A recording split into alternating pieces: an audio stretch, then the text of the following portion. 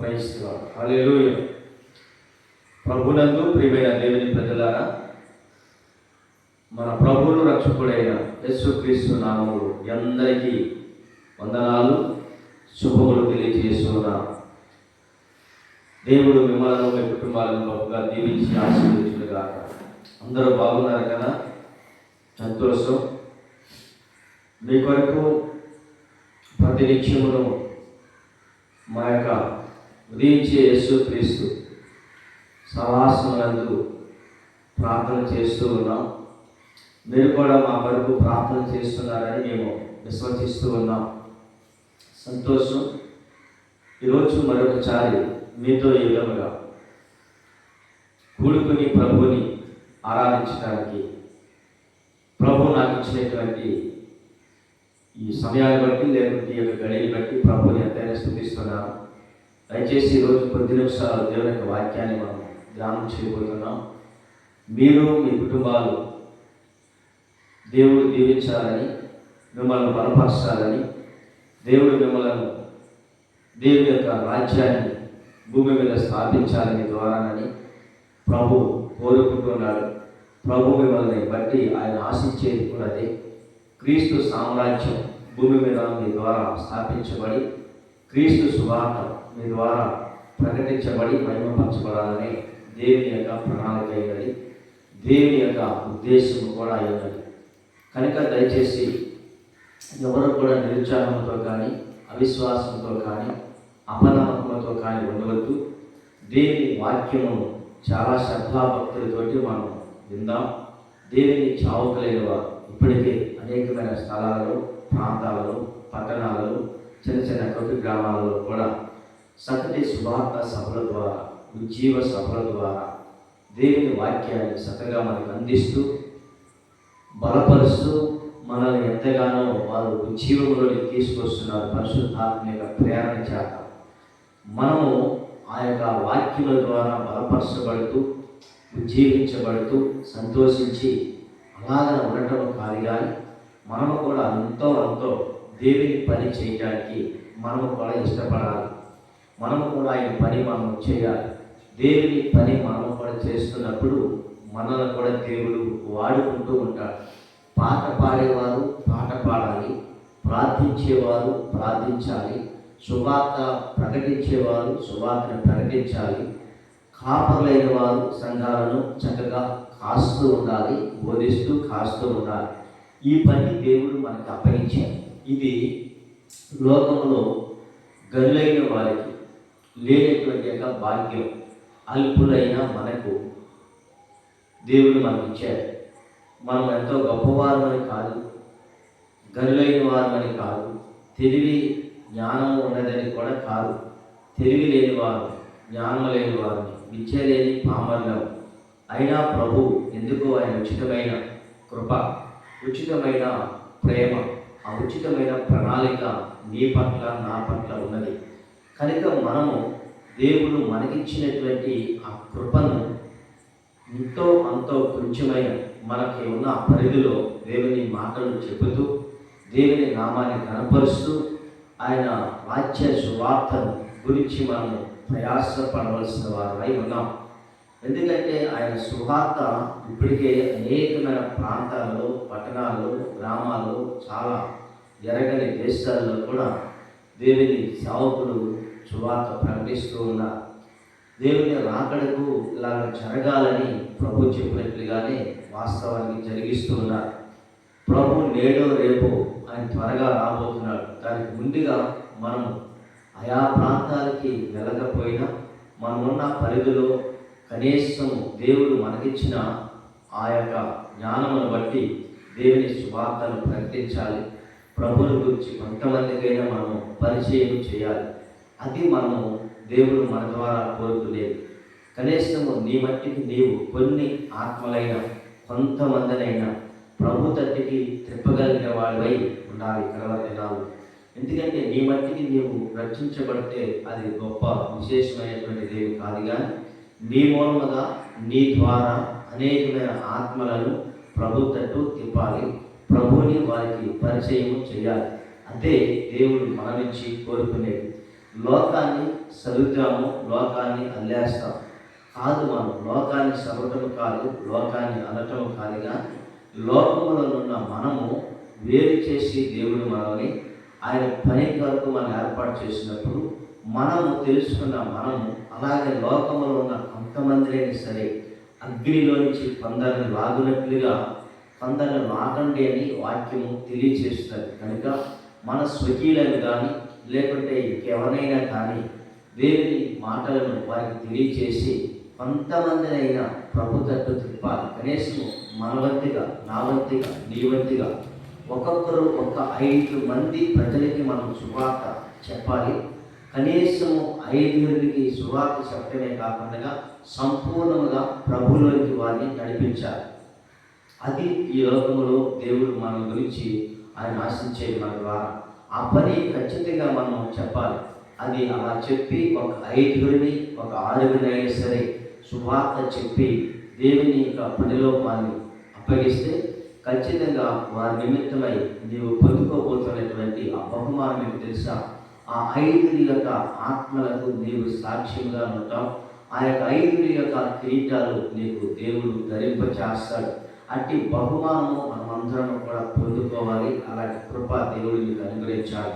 అట్టి కృపను బట్టి మనం కొద్ది నిమిషాలు రోజు ఒక వాక్యాన్ని మనం జ్ఞాపకం చేసుకుందాం.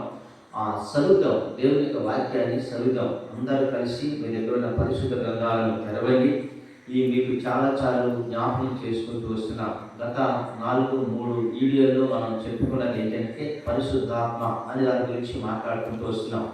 ఈరోజు కూడా పరిశుద్ధాత్మ గురించి మాట్లాడతాం. చాలా జనాలు ఈరోజు అని కాదు, దేవుడు నాకు ఒకవేళ జ్ఞానం ఇస్తే, ఆలోచన ఇస్తే ప్రభు నన్ను అభిషేకించి వాడుకుంటూ ఉంటే ఆత్మ పరిశుద్ధాత్మల గురించి కొన్ని రోజులైనా దీని గురించి చెప్పాలని దేవుడు నా హృదయంలో పెట్టినటువంటి భారం. నేను ఎందుకంటే ఎవరినో సూచించి, ఎవరినో పోల్చి, ఎవరినో సూచించి పోల్చి కించిపరిచి తక్కువ చేసి మాట్లాడమనేటువంటిది మనం నేర్చుకోకూడదు. దేవుడు నాకు అది నేర్పించలేదు కూడా. ఎందుకంటే పరిశుద్ధ గ్రంథంలో ఉన్న వాక్యాలను మాత్రమే మనము ధ్యానం చేయాలి. ఆ వాక్యం మాత్రమే మనము బోధించి ప్రకటించాలి. ఎవరినో చూసి మనము అలా మాట్లాడమనేటువంటిది మంచి పని కాదు. కొంతమంది అంటూ ఉంటారు, ఈరోజు నా గురించి మాట్లాడారు, లేకుంటే మాతోటే ఆ వాక్యము మాట్లాడుతూ వస్తున్నానని చెబుతూ ఉంటారు. వాక్యము ఒకవేళ మాట్లాడుతున్నప్పుడు అది నీకే అనుకుని ఒకవేళ అనిపిస్తే కనుక ఖచ్చితంగా నీవు దాని విషయంలో దేవుని సేవకుడు నా కొరకే మాట్లాడాడు అనుకోవటం దానికంటే సేవకుడు మాట్లాడాడు అనుకోవటం అంటే పరిశుద్ధాత్మ దేవుడు నా కొరకు మాట్లాడాడు, అది నా జీవితము మార్చుకోవటం మంచిదని ప్రవర్తన జీవితము మార్చుకుంటే నీవు బాగుపడతావు. అంతేగాని పాస్టర్ నా కొరకే చెప్పాడు అనుకుంటే కనుక నీవు బాగుపడలేవు. ఎంత బట్టి కూడా బాగుపడకపోవటమే కాదు, జీవితాంతం కూడా దేవుని కృపలో నువ్వు వర్తిలలేవు. ఎంత బట్టి నువ్వేం చేస్తావంటే అక్కడి నుంచి ఏమి వెతుకుతావంటే తప్పులు పట్టుకోవడానికి వెతుకుతావు. ఈ పాస్టర్ గారు ఎలా చెప్తున్నాడు, ఆ పాస్టర్ గారు ఎలా చెప్తున్నాడు, ఇలాంటి వాటి వరకు వెతుకుతూ ఉంటావు తప్ప కేవలము ఆ దైవజ్ఞుడి ద్వారా, ఆ నోట నుంచి వచ్చే మాట ద్వారా నా జీవితాన్ని ఆయనకి తెలుసు కనుక నాతో మాట్లాడడానికి దాన్ని సరి చేసుకోవడానికి ప్రయత్నం చేస్తే మీ జీవితం సరవుతుంది, కుటుంబము బాగుపడుతుంది తప్ప లేదు ఆయన ఈ రోజంతా కూడా నా గురించే వాక్యముతో మాట్లాడి నన్ను బలహీనపరిచాడు అని నువ్వు అనుకుంటే కనుక నువ్వు ఎప్పుడు కూడా బాగుపడలేవు. దేవుని సేవకుడు నిన్ను చూసి మాట్లాడటానికి ఆయనకి వేరే పనేమి లేదంటారా? దేవుని సేవకుడు నీ ఒక్కడి వరకే వాక్యాన్ని సిద్ధపరుచుకుని నీ ఒక్కడి వరకే వాక్యాన్ని సిద్ధపరిచి నీ గురించి మాట్లాడటానికి ఆయనకి ఇంకా వేరే పని లేదా, లేకపోతే వేరే వాక్యాలు ఏమి లేవా? పరిశుద్ధాత్మ దేవుడు నడిపింపు ఎలా ఉంటుందో ఎవరికి తెలియదు. అది పరిశుద్ధాత్మ దేవుని యొక్క నడిపింపును నేను గుర్తించకపోతే ఖచ్చితంగా ఎలాంటి భిన్నాభిప్రాయాలు పెట్టుకునో లేకపోతే ఎలాంటి భిన్నాభిప్రాయాలు హృదయాలను కలిగించుకునో చాలామంది ప్రజలు అలాగే నా పాస్టర్ నా కొరకే మాట్లాడుతున్నాడు, పాస్టర్ నాతోటే ఈ విషయాన్ని మాట్లాడి నన్ను గద్దిస్తున్నాడు, నేను చేసిన పనులని ఎవరో చెప్పుకుంటారు, సంఘంలో ఎవరో చెప్పుకుంటారు, అది ఆ పాస్టర్ గారు విన్నాడు, దాన్ని బట్టి చెప్పాడు, ఇలా అనుకుంటూ చాలా మంది ఏం చేస్తున్నారంటే సంఘాలు మారుస్తున్నారు, సేవకులను మారుస్తున్నారు. సరే సంఘాలు మార్చినా సేవకులు మార్చినా పర్వాలేదు, కానీ చివరికి ఏమైపోతున్నారంటే దేవుని విడిచిపెట్టి నాస్తికులుగా కూడా అయిపోతున్నారు. ఏ పరిచయకి వెళ్ళకుండా, ఎక్కడికి వెళ్ళకుండా చివరికి నాస్తికులుగా మారిపోయి అక్కడికి వెళ్తే ఆ పాస్టర్ ఎలాగంటాడు, ఇక్కడికి వెళ్తే ఈ పాస్టర్ ఎలాగంటాడు, ఇలాగన పాస్టర్ గారిని ఏలిపెట్టి చూపించి ఇది జీవితం అంతా కూడా తిరగటమే చనిపోతుంది తప్ప, ఇలాగ మోసగటమే చనిపోతుంది తప్ప నీ జీవితంలో సరైన మార్పు ఉండట్లే, సరైనటువంటి ఆ క్రియలు ఉండట్లే. ఎలాంటప్పుడు నీ జీవితంలో ఎలా మార్చబడతావు? కాబట్టి ఈరోజు నేను మీతో మాట్లాడుతున్న విషయం ఏంటంటే, మనం ఎవరిని కూడా తక్కువ చేసి కానీ చిన్న చూపు చూసి కానీ మనం విశ్వాసాల గురించి మాట్లాడకూడదు. విశ్వాసులు కూడా దేవుని సేవకులను చూసి వారు తక్కువ చేసి మాట్లాడకూడదు. ఎందుకంటే దేవుని యొక్క వాక్యాన్ని బట్టి మనం మాట్లాడాలి, దేవుని వాక్యాన్ని బట్టి మనము జీవించాలి, ప్రవర్తించాలి, వాక్యానుసారమైన జీవితం. ఒకవేళ మనకి అలాగే వారు నా కొరకు మాట్లాడాలని అనుకుంటున్నావా? కానీ అనుకున్నప్పుడు కూడా దాన్ని ఎవరి దగ్గర చెప్పవద్దు, ఎవరితో కూడా నువ్వు ఆ చదవద్దు. నువ్వు మౌనంగా నుండి దేవునికి అప్పగించు. ఆ ఎందుకంటే తీర్పు తీర్చే పని నీది కాదు కదా, మనదే కాదు కదా. తీర్పు తీర్చేది ఒక ఆయన ఉన్నాడు, ఆయనకి అప్పగించాలి. కానీ నీవే తీర్పు తీర్చేదే ఆ రోజు నిన్ను గురించి తీర్పు తీర్చబడదని వాక్యం కూడా తెలియజేస్తున్నది. కనుక దయచేసి ఈ విషయాలు నేను మీతో మాట్లాడుతున్నాను. క్రీస్తునందు ప్రియమైన దేవుని ప్రజలారా, ఈరోజు నేను మీతో చెప్తున్న విషయం, మనము ఎవరికి తీర్పు తీర్చకూడదు. మనము తీర్పు తీర్స్తే ఆ రోజు మన గురించి తీర్పు తీర్చబడదు. ఎందుకంటే మనం ఎవరి గురించి తీర్పు తీర్చకుండా మనము ఉన్నామనుకోండి మౌనంగా, మనకు ఆ రోజు మన గురించి తీర్పు తీరుస్తాడని. ఎందుకంటే ఇతరుల గురించి నువ్వు తీర్పు తీర్చలేదు కనుక, వారు మాట్లాడిన ప్రతి ఒక్క మాట నువ్వు ఓర్చుకున్నావు కనుక, సహించుకున్నావు కనుక, మౌనంగా ఉన్నావు కనుక, ఆ రోజు నిన్ను గురించి వారికి తీర్పు తీరుస్తాడు ప్రభు. అంతేగాని నీవే తీర్పు తీర్చేస్తే ఆ రోజు ఆయన మన గురించి తీర్పు తీర్చడు. ఇది కూడా మీరు చాలా జాగ్రత్తగా వినండి, నేర్చుకోనండి, తెలుసుకోనండి. మనము ఒకరి గురించి తీర్పు తీరుస్తాం, వాళ్ళ గురించి వీళ్ళ గురించి ఏది పెట్టి చూపిస్తాం. ఏమంటే వారు ఇలాగా ఇది ఇలాగా లోకంలో సరివేస్తాం. మనం ఇది మాత్రమే మనకు తెలుసు, కానీ దేవుని వాక్యం చదవడం కానీ, దేవుని వాక్యం గురించి వివరించడం కానీ, లేదా దేవుని వాక్యం గురించి తెలుసుకోవడం, ప్రార్థన చేయడం, ఇలాంటి మాత్రం మనము తెలుసుకోవు. కానీ ఇతరులను మాత్రం మనం ఏలిపెట్టి చూపించడం, లేదా తక్కువ చేసి మాట్లాడటం, చిన్న చూపు చూసి మాట్లాడటం, ఇలాంటి మాత్రమైతే ఖచ్చితంగా మనం చేస్తాం. వీళ్ళరా నాకు ఎందుకో ఈ విషయాన్ని మీకు చెప్పాలనిపిస్తున్నది. ఖచ్చితంగా మీరు వాటిని మానుకోనండి, వాటిని విడిచిపెట్టండి. వాటిని మీరు విడిచిపెట్టి పరిశుద్ధాత్మ దేవుడు ఏమి మాట్లాడుతున్నాడో, పరిశుద్ధాత్మ దేవుడు ఏమి మీకు బోధిస్తున్నాడో, పరిశుద్ధాత్మ దేవుడు ఏ విషయంలో మీతో మాట్లాడబోతున్నాడో ఆ విషయాన్ని ఖచ్చితంగా వినండి. వినటం వలన విశ్వాసం కలుగుతున్నది, అది క్రీస్తుని కూర్చున్న మాట వలన కలుగుతున్నది అని దేవుని వాక్యము మనకు స్పష్టంగా తెలియజేస్తున్నది. కనుక దయచేసి ఈ విషయాన్ని చాలా జాగ్రత్తగా వినండి. నేను ఒక విషయాన్ని జ్ఞాపకం చేస్తున్నాను, చదువుకున్నాను. యోహాను సువార్త 14వ అధ్యాయంలో నేను విషయాన్ని మీకు జ్ఞాపకం చేస్తున్నాను. సకటి వాక్యం అంటే, సకటి వాక్యం అంటే అన్ని వాక్యాలు సకటి వాక్యాలు, పూత పదములో మంచి వాక్యము, సకటి వాక్యం అని చావుకులు ప్రతి ఒక్కరు కూడా చెప్తూ ఉంటారు. అయితే అలాగని ఇప్పుడు చదువుకున్న వాక్యం మాత్రమే సకటి వాక్యము, ఇదే మంచి వాక్యం అని కాదు పిల్లలు. ఆది కాలం మొదలుకొని ప్రకటన గ్రంథం వరకు అన్ని విషయాల్లో కూడా మంచి విషయాలు పరిశుద్ధాత్మ దేవుడు మన కొరకు దాచి ఉంచాడు. సరే, నేను 26వ వచనాన్ని చదువుతున్నాను. 14వ అధ్యాయం, యోహాను సువార్త 14వ అధ్యాయం 26వ వచనాన్ని నేను చదువుతున్నాను. ఆదరణకర్త అనగా తండ్రి నా నామమున పంపబోవు పరిశుద్ధాత్మ సమస్తము మీకు బోధించి నేను మీతో చెప్పిన సంగతులన్నిటినీ మీకు జ్ఞాపకం చేయను. చూడండి, ఇక్కడ ఉన్నటువంటిది ఒకే వచనాన్ని మనం చదివాం. అయితే రెండు విషయాలు లేక ఒక విషయం సంపూర్ణంగా దీంట్లో నుంచి మనం తెలుసుకోవచ్చు. ఎందుకంటే వాక్యము అనేటువంటిది అది రెండెంచులు గల ఖడ్గము అని కూడా అపోస్తలుడైన పౌలు రాశాడు. ఈ రెండెంచులు గల ఖడ్గం అంటే చెబుతున్న నన్ను అది పొడిసిద్ది, వింటున్న మిమ్మల్ని కూడా కరిసిద్ది. కనుక అయినప్పటికైనా ఇది కలిసినా ఇది పొడిసినా దీన్ని మనం ఓర్చుకున్నట్లయితే మన జీవితాలు బాగుపడతాయి, మన జీవితాలు ఆధ్యాత్మికంగా బలపరచబడతాయి. ఆదరణకర్త అంటే ఉత్తరవాది అనేటువంటి మాటని మనం చూస్తున్నాం. అంటే దేవునికి మనుషులకి మధ్యవర్తి ప్రభు అయిన యేసుక్రీస్తు. అలాగనే మన దేవునికి ప్రజలకి మధ్యవర్తి పరిశుద్ధాత్మ దేవుడు. అంటే ఈ పరిశుద్ధాత్మ మనం అందరం కూడా దీని గురించి బాగా ఎక్కువగా తెలుసుకోవాలి. పరిశుద్ధాత్మ దేవుడు ఇప్పుడు ఈ కాలంలో మనల్ని నడిపించేది ఎవరంటే పరిశుద్ధాత్ముడేనని నేను మీకు ఖచ్చితంగా చెప్పగలను.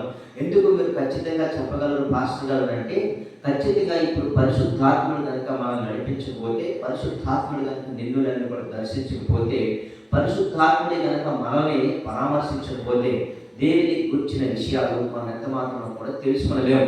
ఎందుకంటే పరిశుద్ధాత్మ ఏం చేస్తాడంటే అక్కడ చెప్తున్న విషయము ఆదరణకర్త అనగా తండ్రి నా నామమున పంపబోవు. ఇక్కడ విషయం జ్ఞాపకం చేసుకోవాలి. తండ్రి నా నామము అంటున్నాడు అంటే తండ్రి నా నామమున పంపబోవు పరిశుద్ధాత్ముడు.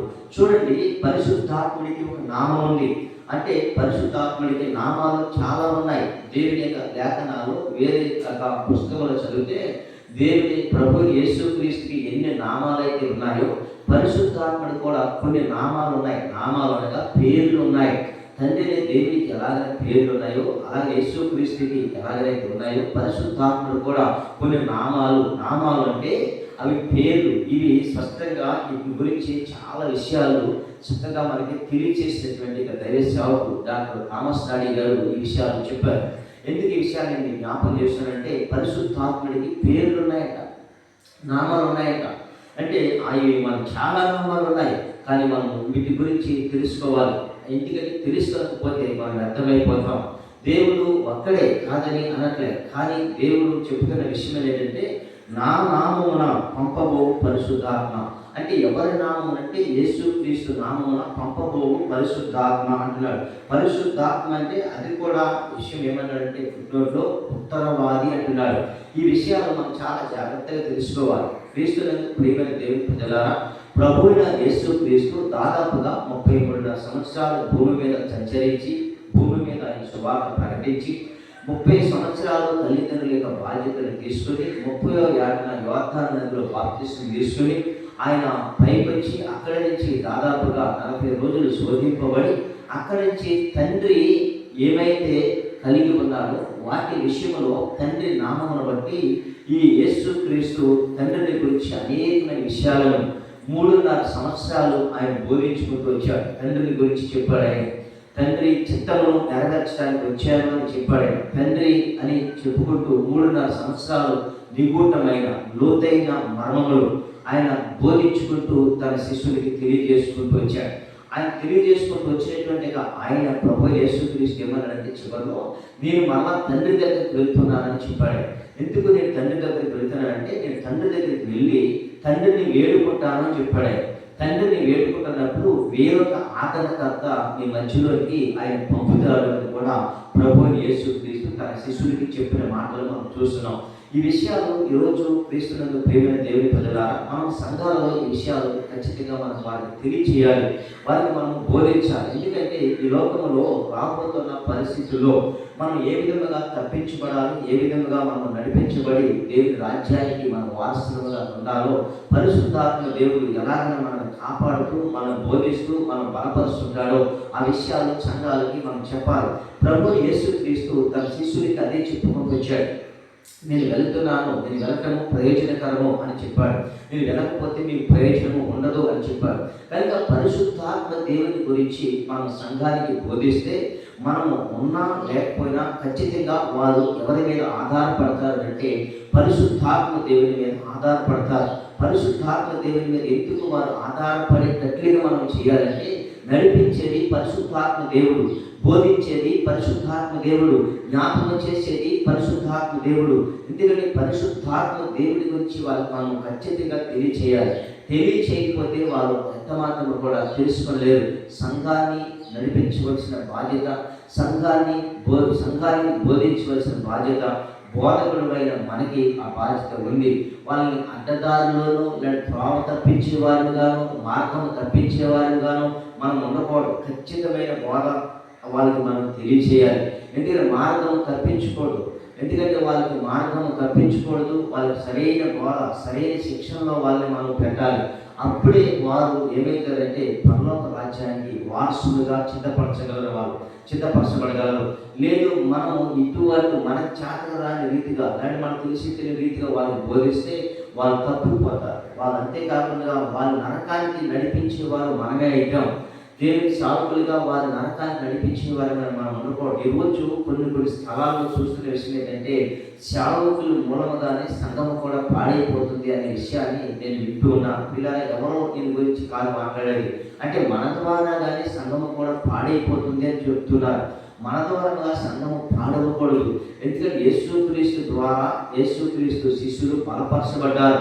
యేసుక్రీస్తు ఒక టీంని తయారు చేశాడు, యేసుక్రీస్తు ఒక బృందాన్ని తయారు చేశాడు, యేసుక్రీస్తు శిష్యుడిని తయారు చేశాడు. ఎలా తయారు చేశాడు తెలుసండి?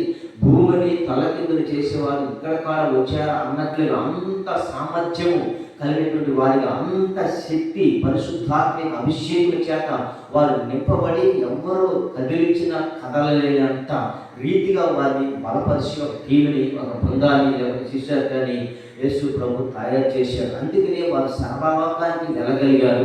వారు సర్వలోకానికి వెళ్ళటమే కాకుండా వారికి వచ్చిన సమస్యల నుంచి, ఒత్తిడి నుంచి కూడా తప్పిపోకుండా, జారిపోకుండా, పడిపోకుండా, పారిపోకుండా దేవుని కొరకు వారు నిలబడగలిగినటువంటి గొప్ప మూల స్తంభాలుగా నిలబడటానికి కేవలము ఖచ్చితమైన బోధ ప్రభు యేసుక్రీస్తు తన శిష్యులని ఆ విధంగా తయారు చేసాడు కనుకనే, వాళ్ళ టీంని, ఆ బృందాన్ని తయారు చేసాడు కనుకనే ఎంతమంది తనకు ఎదురుగా వచ్చి నిలవబడి కత్తులతోటి, బల్లలతోటి పొడిసినా, క్రీస్తుని మీరు ఎంత మాత్రం ప్రకటించవద్దని చెప్పినా, దేవుని మాట వినటకంటే మీ మాట వినటము అది మేలా అని వారు మాట్లాడి దేవుని మాట కొరకు వాళ్ళు నిలబడ్డారు. ఎందుకంటే సార్ నిలబెట్టింది పరిశుద్ధాత్ముడు ప్రభు యేసుక్రీస్తు యొక్క బోధలు వాళ్ళంతగా జీవింపచేసి, అంతగా వాళ్ళని బలపరిచి, ఈరోజు సంఘాన్ని మనం బలపరచాలి. సంఘానికి వస్తున్నటువంటి ప్రజలను మనం ఆ రీతిగా, ఆ స్థాయిగా మూల స్తంభాలుగా, ఒక్కొక్కరిని ఒక్కొక్క మూల స్తంభాలుగా వాళ్ళు మనం బలపరచాలి తప్ప వాళ్ళకున్న విశ్వాసంలో నుంచి బలహీనపరిచే రీతిగా మనం మాట్లాడకూడదు. వాళ్ళని బలపరచాలి. నువ్వు చేయగలవు, దేవుడు నీకు అభిషేకాన్ని ఇచ్చాడు, దేవుడు నిన్ను గొప్పగా వాడుకోబోతున్నాడు, దేవుడు నీ ద్వారా దేవుని రాజ్యాన్ని కట్టగలుగుతావు అని మనం ఎప్పుడైతే వాళ్ళని ఎంకరేజ్ చేస్తామో, బలపరుస్తామో, ప్రభు యేసుక్రీస్తు అదే చెప్పాడు. ఎందుకంటే మీరు సర్వలోకానికి వెళ్ళగలరు, సర్వ సృష్టికి మీరు సువార్త ప్రకటించగలరు, సర్వ శిష్యులను నాకు శిష్యులుగా మీరు చేయగలరని ప్రభు యేసుక్రీస్తు ఈ విషయాలను వారికి చెప్పడం ద్వారా వారు బలపరచబడటమే కాకుండా అనేకమైన దేశాలకు వారు వెళ్ళారు. చూడండి, ఇక్కడ ఏమన్నాడంటే, ఆదరణకర్తలుగా తండ్రి నా నామమున పంపబోవు పరిశుద్ధాత్మ సమస్తమును మీకు బోధిస్తుంది. ఏం చేస్తారంటే సమస్తమును మీకు బోధించి నేను మీతో చెప్పిన సంగతులన్నిటినీ మీకు జ్ఞాపకం చేస్తున్నాయి. ఒకటి ఇక్కడ మీకు ఈరోజు చెప్పవలసిన విషయాలు, పరిశుద్ధాత్మ దేవుడు సమస్తమును మనకు ఏం చేస్తున్నాడంటే బోధిస్తున్నాడు. అంతేకాదు, నేను మీతో ఉన్నప్పుడు నేను మీతో ఏ విషయాలైతే బోధించానో, మీతో చెప్పిన సంగతులన్నీ కూడా మీకు జ్ఞాపకం చేస్తుంది పరిశుద్ధాత్ముడు.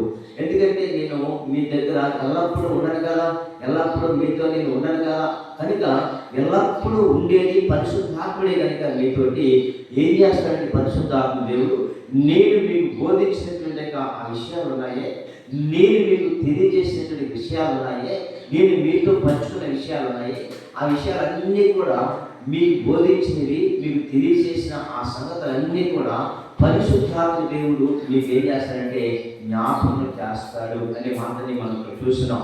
మొదటిగా ప్రియమైన దేవుని ప్రజలారా, ఈరోజు నేను మీతో మాట్లాడుతున్న మాట ఒకటి ఏంటంటే, పరిశుద్ధాత్మ దేవుడు మనలోనికి వస్తే, మనలో సంచరిస్తే, పరిశుద్ధాత్మ దేవుడు కనుక మనం ఆహ్వానిస్తే, పరిశుద్ధాత్మ దేవుడు ఉన్నాడు, పరిశుద్ధాత్మ ఉంది అని మనం కనుక ఖచ్చితంగా విశ్వసించి నమ్మితే, ఆ పరిశుద్ధాత్ముడు ఖచ్చితంగా నీకు నాకు తెలియజేసే మొట్టమొదటి విషయం ఏంటంటే, ఆయన మనకి ఏమైతే బోధించాడో, ఆయన ఎవరు? ప్రభు యేసుక్రీస్తు. యేసుక్రీస్తు ఏమైతే మనకు బోధించాడో ఆ బోధలన్నీ కూడా మరలా తిరిగి ఈ పరిశుద్ధాత్ముడు మనకి ఏం చేస్తున్నాడంటే జ్ఞాపకాల్లోనికి తీసుకొస్తున్నాడు. దేవుడికి మహిమ కలుగుగాక. జ్ఞాపకాల్లోకి తీసుకొస్తున్నాడు. అంతే కదా, పరిశుద్ధాత్మ దేవుడు వారిలోకి వచ్చిన తర్వాత జ్ఞాపకాలకు వచ్చింది. మీరు సర్వలోకానికి వెళ్ళాలనే విషయాలు జ్ఞాపకం చేస్తున్నారు. అంతేకాకుండా పరిశుద్ధాత్ముడు వారిలోకి వచ్చిన తర్వాత గొప్ప వాళ్ళు జీవాన్ని పొందుతున్నారు. పరిశుద్ధాత్మ శక్తి చేత వారు నింపబడటమే కాకుండా సర్వలోకానికి వారు వెళ్ళగలిగారు. దేని ద్వారా అంటే ఆత్మ ద్వారా. అందుకనే అదే అధ్యాయంలో ఒక విషయాన్ని 16వ వచనం అంటాడు, మీ యొక్క ఎల్లప్పుడూ ఉండుటకై ఆయన వేరు ఆదరణకర్తలు అనగా సత్య స్వరూపియు ఆత్మను అనుగ్రహిస్తున్నాడు. ఎల్లప్పుడూ మీ యొక్క ఉండాలి. ఎక్కడంట? ఎల్లప్పుడూ ఉండాలి. నేను ఎల్లప్పుడూ ఉండను. ప్రభు యేసుక్రీస్తు చెప్తున్నాడు, నేను తండ్రి దగ్గరికి వెళ్ళాలి, వెళ్ళటము మీకు ప్రయోజనకరము, వెళ్ళకపోతే మీకు ప్రయోజనం ఉండదు అని చెప్పిన ప్రభువే వెళ్ళాలి. వెళ్ళి నేను ఏం చేస్తాను? తండ్రిని వేడుకుంటానంటే ఇక్కడ రాసిన వాడు మీ యొక్క ఎల్లప్పుడూ ఉండుటకై అంటున్నాడు. ఎల్లప్పుడూ ఉండుటకై ఆయన వీర ఆదరణకర్త పంపుచున్నాడు. దేవునికి మహిమ కలుగుగాక. నేను మీ దగ్గర ఎల్లప్పుడూ ఉంటానయ్యా అని యేసు ప్రభు తన శిష్యులకు చెప్తున్నాడు. నిజమే, ఎందుకంటే ఎల్లప్పుడూ ఉంటే వారు యేసు ప్రభు మీదే ఒకవేళ ఆధారపడేవారేమో, యేసు ప్రభు మీదే ఒకవేళ వారు ఆడుకునేవారేమో, కానీ ఎల్లప్పుడూ మీ వద్ద ఉండరు అని చెప్పాడు. ఎల్లప్పుడూ మీతో ఉండేది ఒక ఆయన ఉన్నాడు, ఆయనే ఆ పరిశుద్ధాత్ముడు, ఉత్తరవాది అని చెప్పినట్లుగానే ప్రభు యేసు క్రీస్తు ఒకటి పరిశుద్ధాత్మ దేవుడు మనలోనికి వస్తే ఒక విషయం బాగా గుర్తు చేసుకోనండి, మనకి జ్ఞాపకాలకు వస్తాయి. ఎందుకంటే ఆయన మొదటి నుంచి మనకి ఏమైతే బోధించాడో, మొదటి నుంచి ఏమైతే మనకి తెలియచేశాడో, మొదటి నుంచి ఏదైతే మనకి చెప్పాడో ఆ విషయాలన్నీ కూడా ఖచ్చితంగా నా ప్రభు మీకు జ్ఞాపకాలకు రావాలంటే పరిశుద్ధాత్మ దేవుడు మీలోనికి వస్తే ఖచ్చితంగా ఆ విషయాలు మనకి జ్ఞాపకం వస్తాయి. సరే, రెండవ విషయాన్ని కూడా నేను మీకు జ్ఞాపకం చేసి నేను సమయాన్ని బట్టి నేను ముగుస్తాను.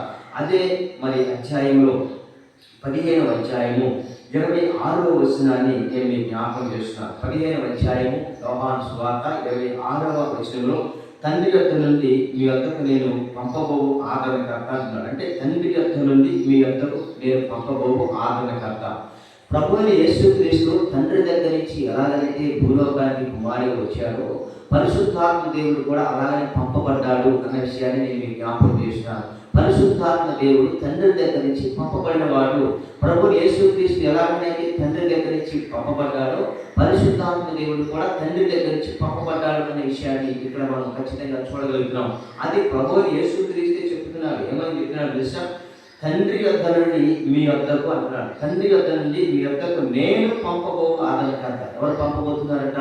తండ్రి యొద్ద నుంచి అంటున్నాడు, మీ యొద్దకు నేను పంపబో ఆదరణకర్త. నేను అంటే ప్రభు యేసుక్రీస్తు తండ్రి దగ్గరికి వెళ్ళిన తర్వాతే తండ్రిని వేడుకొనగా అప్పుడు తండ్రి ఏం చేశాడంటే ఆ పరిశుద్ధాత్మని రిలీజ్ చేశాడు ప్రజల మీద. దేవునికి మహిమ కలుగాక.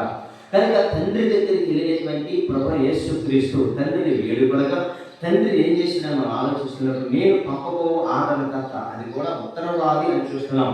అయితే ఆదరణకర్త అనగా తండ్రి యొద్ద నుండి అన్నాడు. అది కూడా అనగా తండ్రి యొద్ద నుండి బయలుదేరు, అంటే తండ్రి దగ్గర నుంచి బయలుదేరి వచ్చాయనే విషయము మనం యోహాను సువార్తలో చూస్తాం. కనుక ప్రియమైన దేవుని ప్రజలారా, నేను తండ్రి యొద్ద నుండి బయలుదేరి లోకమునకు వచ్చి ఉన్నాను అంటున్నాడు. దేవుని యొక్క వాక్యం 16వ అధ్యాయం 28వ వచనంలో యోహాను సువార్త. అంటే తండ్రి యొద్ద నుండి బయలుదేరి లోకమునకు వచ్చి ఉన్నాను అంటే ప్రభు యేసుక్రీస్తు ఎలాగైతే తండ్రి దగ్గర నుంచి బయలుదేరి లోకానికి వచ్చాడో, ఇక్కడ మనం చూస్తున్నట్లయితే దేవుని వాక్యంలో ప్రియమైన దేవుడు అనగా తండ్రి యొద్ద నుండి బయలుదేరు అంటే తండ్రి దగ్గర నుంచి బయలుదేరి లోకానికి యేసుక్రీస్తు ఎలా వచ్చాడు, తండ్రి దగ్గరికి వెళ్ళినప్పుడు యేసుక్రీస్తు తండ్రిని వేడుకొనగా అక్కడ నుంచి మనం చెప్తామాట. అనగా తండ్రి యొద్ద నుండి బయలుదేరు సత్య స్వరూపైన ఆత్మ. ఏ ఆత్మది? సత్యానికి స్వరూపము. అంటే సత్య స్వరూపైనటువంటి ఆత్మ వచ్చినప్పుడు, వీళ్ళ ఈ సత్య స్వరూపైనటువంటి ఆత్మ మీలోనికి వచ్చినప్పుడు అంటే ప్రభు యేసుక్రీస్తు తన శిష్యులతో చెప్తున్నాడు, ఈ సత్య స్వరూపైనటువంటి ఆత్మ మీలోనికి వచ్చినప్పుడు ఏమైతే తెలుసా? ఒకటి జ్ఞాపకం చేస్తున్నది నేను బోధించిన సంగతులను చెప్పాడు. ఇక్కడ సత్య స్వరూపైన ఆత్మ వచ్చినప్పుడు ఆయన నన్ను గురించి సాక్ష్యం ఇస్తాడు. అంటే ఆ సత్య స్వరూపైన ఆత్మ ఎప్పుడైతే యేసు ప్రభు చెప్తున్నాడు శిష్యులకి, శిష్యులారా అది మీలోనికి వస్తే మీరు ఏం చేస్తారు తెలుసా? నన్ను గురించి మీరు సాక్ష్యం ఇస్తారు. ప్రియమైన దేవుని ప్రజలారా, ఈరోజు ప్రభు యేసుక్రీస్తుని గురించి నీవు సాక్ష్యం ఇవ్వాలంటే మొదటిగా ఆయన బోధించిన సంగతులన్నీ కూడా నీ జ్ఞాపకాలలోనికి రావాలి. రెండవదిగా ఆ సత్య స్వరూపైనటువంటి ఆత్మ మీలోనికి కనుక ఖచ్చితంగా వస్తే అప్పుడు ఎవరి గురించి నీవు సాక్ష్యం ఇస్తావంటే లోకముల గురించి సాక్ష్యం ఇవ్వు. ఎవరి గురించి ఇస్తావు సాక్ష్యము? నిన్ను గురించి కూడా సాక్ష్యం చెప్పుకోవు. క్రీస్తుని గురించి సాక్ష్యం ఇస్తావు. ప్రభువైన యేసుక్రీస్తుని గురించి నీవు సాక్ష్యం ఇస్తావు. ఎందుకు యేసుక్రీస్తుని సాక్ష్యం ఇస్తావు అంటే ఆయన సజీవుడని సాక్ష్యం ఇస్తావు, ఆయన రక్షకుడని సాక్ష్యం ఇస్తావు. నా కొరకు రక్తమును కార్చి ప్రాణం పెట్టి సమాధి చేయబడి మూడో దినంలో లేపబడినవాడు మన తిరిగి త్వరగా రాబోతున్నాడు, రక్షణ పొందండి అని నువ్వు ఖచ్చితంగా సాక్ష్యం ఇవ్వాలంటే ఖచ్చితంగా సత్య స్వరూపైన ఆత్మ నీలోనికి రావాలి. ఆ ఆత్మ నీలోనికి వస్తే ఖచ్చితంగా నీవు ఆ సాక్ష్యాన్ని ఇవ్వగలవు. ప్రభు అయిన యేసుక్రీస్తు శిష్యులు పేతురు, యోహాను గారు కూడా అదే మాట మనకు చెబుతారు. నేను ఆ మాట జ్ఞాపకం చేసి ముగిస్తాను. అపోస్తలుల కార్యము 3వ అధ్యాయము 15వ వచనంలో ఒక మాట ఏమని రాస్తారు వాళ్ళంటే, ఏమని చెప్తారంటే, జీవాధిపతి అయిన యేసయ్యను మీరు చంపితిరి అంటారు. అంటే జీవాధిపతి అయిన యేసయ్యను మీరు చంపితిరి, కానీ తండ్రి అయిన దేవుడు ఆ యొక్క మృతుల నుంచి లేపి ఉన్నాడు, అందుకే మేము సాక్షులము అంటారు. చూడండి, ఆ విషయాన్ని నేను చదువుతున్నాను. మీరు జీవాధిపతిని చంపితిరి, కానీ దేవుడు ఆయనను మృతుల నుండి లేపెను, అందుకు మేము సాక్షులము. సత్య స్వరూపమైన ఆత్మ మీలోని కనుక వస్తే ఖచ్చితంగా యేసుక్రీస్తుని గురించి మీరు సాక్ష్యం ఇవ్వగలుగుతాం. ఒకటి, ఆయన బోధించిన ప్రతి బోధ, ఆయన చెప్పిన ప్రతి మాటలు జ్ఞాపకాల్లోకి వస్తాయి. రెండవది, క్రీస్తుని గురించి నీవు సాక్ష్యం ఇస్తాం కనుక ఈరోజు క్రీస్తుని ప్రియమైన నా దేవుని ప్రజలారా, దేవుని గురించిన విషయాలు వింటున్నా మీరు నేను కూడా ఆ పరిశుద్ధాత్మను పొందుకొని ఆ సత్యస్వరూపిన ఆత్మశాఖ నింపబడి ఆయన గురించిన వార్త నేను సాక్ష్యము ఇచ్చడం గాక, సర్వలోకానికి మనము సువార్త ప్రకటించడం గాక, ఈ వాక్యము మన ఇంట్లో దేవుడు దీవించి ఆశీర్వదించడం గాక. చిన్న ప్రార్థన చేసుకుందాము. పరిశుద్ధమును నమ్మకమును పరలోకమంతున్న మా తండ్రి, మీకు స్తోత్రాలు వందనాలు తెలియజేస్తూ ఉన్నాను ప్రభువా. ఉదయకాల సమయంలో నైనా ఆదరణకర్త అనగా తండ్రి నా నామమున పంపబోవు పరిశుద్ధాత్మ మీకు బోధిస్తున్నది ఏ సంగతులైతే నేను మీతో చెబుతున్నానో అవి మీకు జ్ఞాపకం చేసుకునేదని చెప్పారు. సత్య స్వరూపైన ఆత్మ మీలోకి వచ్చినప్పుడు నన్ను గురించి సాక్ష్యం ఇస్తారని చెప్పారు. నిజంగా వారు జీవాధిపతి అయిన యేసయ్యను మీరు చంపితిరి, కానీ ఆయన మృతుల్లో నుంచి లేపి ఉన్నాడు, అందుకు మేము సాక్షులమని వారు సాక్ష్యం ఇస్తున్నారు. ఆ రీతిగా సాక్ష్యం ఇచ్చేవారుగా బలపరచండి, సంఘాన్ని అభివృద్ధిపరచండి. ఈ వాక్యం వింటున్న మీ ప్రజల హృదయాలను తెరవండి. అనేకమైన వారు ఆత్మచేత నింపబడి సర్వలోకానికి వెళ్ళి సర్వ సృష్టికి సువార్త ప్రకటించే చిలులుగా ఈ చివరి దినాల్లో ప్రజలకు సిద్ధపరచమని ప్రార్థిస్తూ బలహీనలను బలపరచండి. అనారోగ్యం గల వారికి ఆరోగ్యం దయచేయండి. ఎయిడ్స్ వ్యాధి గల వారు, కాల్పు వ్యాధిగ్రస్తులు, బీపీ, షుగర్లు, కిడ్నీల ఇన్ఫెక్షన్, స్టోరీస్, పక్షవాతం, థైరాయిడ్, టైఫాయిడ్ జ్వరాలు, సమస్త బలహీనత నుంచి కూడా మీరు స్వస్థపరిచి బాగు చేసి విమోచన, రక్షణ, స్వస్థత, ఆశీర్వాదం మీ కృపలను గ్రహించమని, సమస్త ఘనత, మహిమ, ప్రభావం మీరు పొందుకోమని మీ ప్రియ కుమారుడు రక్షకుడైన యేసుక్రీస్తు నామములో ప్రార్థన సమర్పించి పొందినాము తండ్రి. ఆమేన్. యేసు రక్తమే చేయి ప్రభు, యేసు రక్తమే చేయి, యేసు రక్తం సంపూర్ణ విషయము కలుగుగాక. ఆమేన్.